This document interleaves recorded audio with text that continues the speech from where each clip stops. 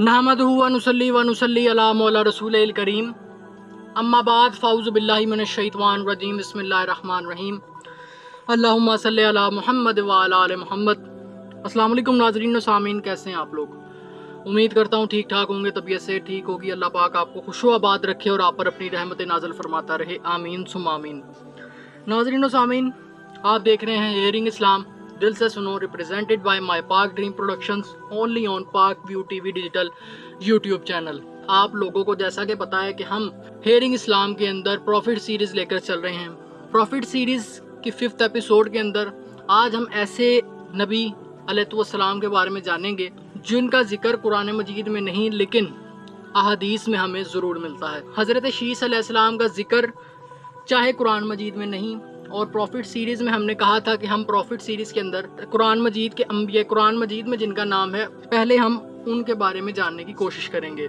हज़रत शीस अलैहिस्सलाम का जिक्र मुझे लगा यहाँ पर इसलिए ज़रूरी है क्योंकि हज़रत शीस अलैहिस्सलाम का ताल्लुक बहुत गहरा है हज़रत आदम अलैहिस्सलाम के बाद आने वाली नस्लों तक। काबील के हाबील को कत्ल करने के बाद काबील यमन की तरफ फरार हो गया, भाग गया, और वहाँ जाकर उसने पहले आग की परस्तिश शुरू की, फिर शैतान ने उसे बुत बनाने सिखाए, जिसके बाद उसने बुत परस्तिश शुरू कर दी। हज़रत आदम अलैहिस्सलाम और बीबी हव्वा सलामुल्लाह अलैहा यहाँ पर बहुत उदास रहते। हज़रत आदम अलैहिस्सलाम और उनकी ज़ौजा बीबी हव्वा सलामुल्लाह अलैहा घंटों तक हाबील को याद करके रोते रहते, क्योंकि हाबील ही उनका फर्माबरदार बेटा था और उन्हें लगता था कि यही बेटा आगे चलकर दीन का पैगाम लोगों तक पहुँचाएगा।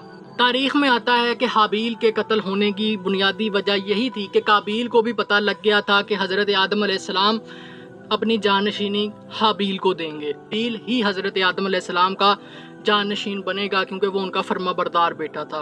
हज़रत आदम अलैहिस्सलाम ने अल्लाह ताला से बहुत दुआएं की कि अल्लाह ताला उन्हें एक ऐसा बेटा अता करे जो दीन का काम आगे तक पहुंचा सके, जो दीन की बात आगे तक पहुंचा सके और दीन का काम कर सके। अल्लाह ताला ने हज़रत आदम अलैहिस्सलाम की दुआ को शर्फ़ कबूलियत अता फरमाई और उन्हें खूबसूरत बेटा अता किया जो बहुत ज़्यादा हज़रत आदम अलैहिस्सलाम से मुशाबत रखता था।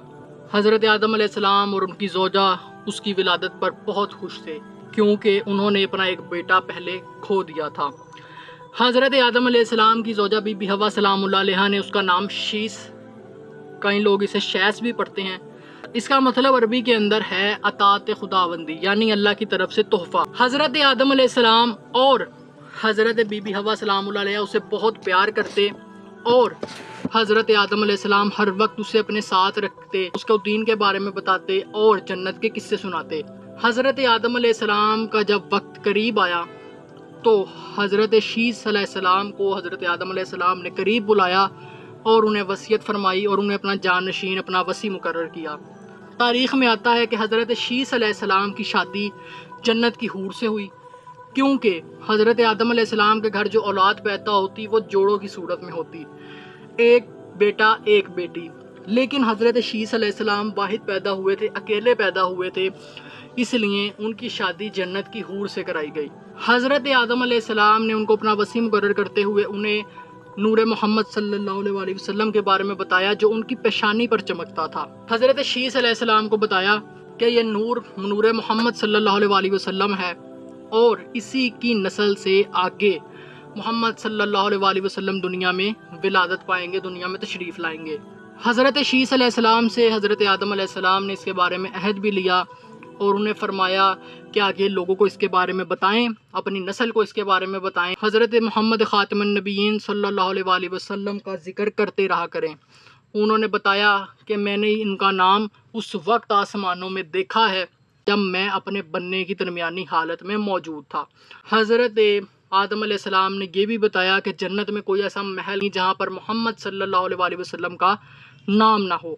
उन्होंने फरमाया कि तुम भी उनका जिक्र कसरत से किया करो क्योंकि फ़रिश्ते हर पल उनका जिक्र करते रहते हैं। हज़रत शीस अलैहिस्सलाम ने अपने वालिद के हुक्म पर अमल किया और अपनी रियाया पर हुक्मरानी करने लगे और अपनी रियाया की ज़िंदगी गुजारने के लिए बहुत से इक़दाम किए और अच्छे फ़ैसले किए।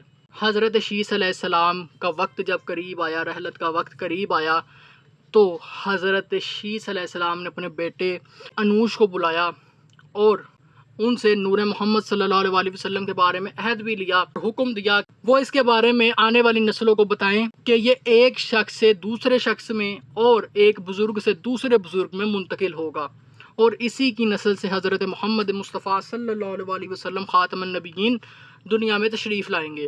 حضرت شیس علیہ السلام نے اپنے بیٹے کو اپنا وصی مقرر کیا، اور انوش کے بعد انہوں نے اپنے بیٹے کنان نے اپنے بیٹے مہلائیل کو، اور مہلائیل نے اپنے بیٹے اخنو کو۔ اخنو کے بارے میں ہی روایت ہے کہ وہی حضرت ادریس علیہ السلام تھے، اور مہلائیل کے بارے میں ہی اجمی اور ایرانی لوگوں کا خیال ہے کہ یہی 7 ولایتوں کے بادشاہ بنے، اور انہوں نے جنگلوں کا خاتمہ کر قلعوں اور شہروں کی بنیاد رکھی۔ روایتوں کے مطابق شہر بابل اور شہر سوئس بھی انہوں نے ہی آباد کیے۔ انوش کے بارے میں آتا ہے کہ حضرت شیس علیہ السلام کے بیٹے انوش نے اپنے والد کی باتوں پر خوب عمل کیا اور انسانی زندگی گزارنے کے لیے بہت سے اقدامات کیے۔ انوش کے بارے میں ہی آتا ہے کہ وہی پہلے شخص ہیں جنہوں نے دنیا میں خرمے کا درخت لگایا اور زمین میں دانہ ڈالا۔ انہی کے بارے میں آتا ہے کہ انہوں نے ہی سب سے پہلے دنیا میں کھیتی باڑی کی۔ حضرت شیس علیہ السلام کے بیٹے انوش کی نسل میں سے ہی حضرت ادریس علیہ السلام اور حضرت نوح علیہ السلام دنیا میں تشریف لائے۔ حضرت شیس علیہ السلام کے مزارات 3 جگہ منسوب کیے جاتے ہیں، ایک غزہ میں، دوسرا عراق کے شہر موصل میں، اور تیسرا ایودھیا بھارت میں۔ حضرت شیس علیہ السلام نے تاریخ میں آتا ہے تقریباً 912 سال کی عمر پائی۔ اللہ تعالیٰ ہم سب کو اپنے نیک بندوں کے بارے میں جاننے کی توفیق عطا فرمائے اور ان کے راہ پر چلنے کی توفیق عطا فرمائے، آمین ثم آمین۔ اپنا خیال رکھیں، اپنے ارد گرد کا خیال رکھیں، اپنے پیاروں کا خیال رکھیں۔ امید کرتے ہیں آپ کو آج کی ویڈیو پسند آئی ہوگی۔